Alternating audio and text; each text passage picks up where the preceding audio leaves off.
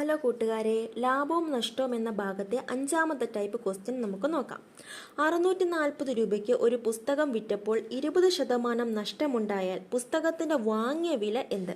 നമ്മൾ കഴിഞ്ഞ വീഡിയോയിൽ പറഞ്ഞിരുന്നു ഇതെങ്ങനെയാണ് കണ്ടുപിടിക്കുന്നതെന്ന്. ശതമാനം, അതായത് നമ്മൾ ഒരു സാധനം വാങ്ങുമ്പോൾ ആ സാധനത്തിന്റെ വില എന്ന് പറയുന്നത് 100%.